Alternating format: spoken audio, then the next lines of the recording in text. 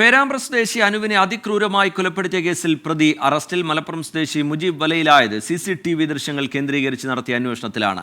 അനുവിനെ കൊലപ്പെടുത്തിയത് തോട്ടിലേക്ക് തള്ളിയിട്ട് ചെളിയിലേക്ക് മുഖം താഴ്ത്തിയെന്ന് പോലീസ് പറയുന്നു. ബൈക്കിന്റെ CCTV ദൃശ്യങ്ങളാണ് കേസിൽ നിർണായകമായത്. ബൈക്ക് പ്രതി മുജീബ് മട്ടന്നൂരിൽ നിന്നും മോഷ്ടിച്ചതാണെന്ന് കണ്ടെത്തിയിട്ടുണ്ടെന്നും കോഴിക്കോട് DYSP അരവിന്ദ് സുകുമാർ പറഞ്ഞു. ആഭരണം വിൽക്കാൻ സഹായിച്ച കൊണ്ടോട്ടി സ്വദേശിയും പിടിയിലായിട്ടുണ്ട്.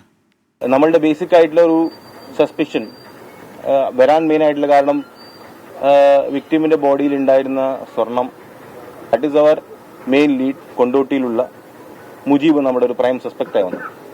മലപ്പുറം പോലീസിനോട് ഷെയർ ചെയ്തു. അവരുടെ ഇൻപുട്സ് കിട്ടി.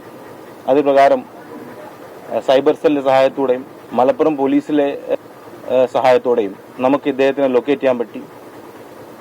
ലൊക്കേറ്റ് ചെയ്തിട്ട് പ്രതിയെ നമുക്ക് പിടിക്കാൻ പറ്റി.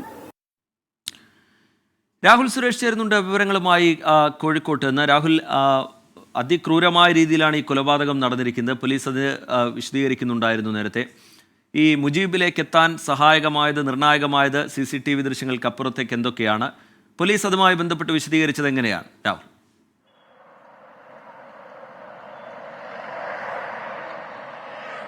മുട്ടപ്പം വെള്ളത്തിൽ യുവതി കൊല്ലപ്പെട്ടതിൽ അസ്വാഭാവികത ഉണ്ടെന്ന് കുടുംബം ആദ്യം തന്നെ ആരോപിച്ചിരുന്നു. ഇത് കേന്ദ്രീകരിച്ച് പോലീസ് നടത്തിയ അന്വേഷണമാണ് ഈ കേസിന്റെ ചുരുളഴിച്ചത്. സൂചിപ്പിച്ച പോലെ തന്നെ പ്രദേശത്തെത്തിയ ബൈക്ക് കേന്ദ്രീകരിച്ചായിരുന്നു പേരാമ്പ്ര പോലീസിന്റെ പ്രധാനപ്പെട്ട അന്വേഷണം. ഏതാണ്ട് 100-ലധികം CCTVകൾ ഈ സംഭവവുമായി ബന്ധപ്പെട്ട് പരിശോധിച്ചിരുന്നു. ഇതിനൊടുവിലാണ് മട്ടന്നൂരിൽ നിന്നും പ്രതി മോഷ്ടിച്ചു കൊണ്ടുവന്ന ബൈക്കിലാണ് ഈ സംഭവ സ്ഥലത്തെത്തിയ ശേഷം കൊലപാതകം നടത്തിയതെന്ന് പോലീസ് കണ്ടെത്തിയത്. പിന്നീട് പ്രതി കൊണ്ടോട്ടിയിലേക്ക് രക്ഷപ്പെടുകയായിരുന്നു. ഇന്നലെ കൊണ്ടോട്ടിയിൽ നിന്നുമാണ് പ്രതി പിടിയിലാവുന്നത്.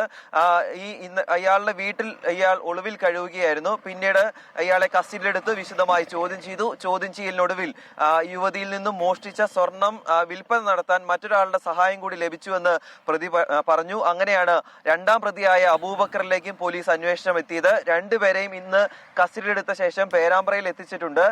ഈ സ്വർണം വിൽപ്പന നടത്താൻ ശ്രമിച്ച ജുവലറിയിലും അതോടൊപ്പം തന്നെ ഈ ബൈക്ക് ഉപേക്ഷിച്ച സ്ഥലത്തും എത്തിച്ച് ഇന്ന് തെളിവെടുപ്പ് നടത്തി.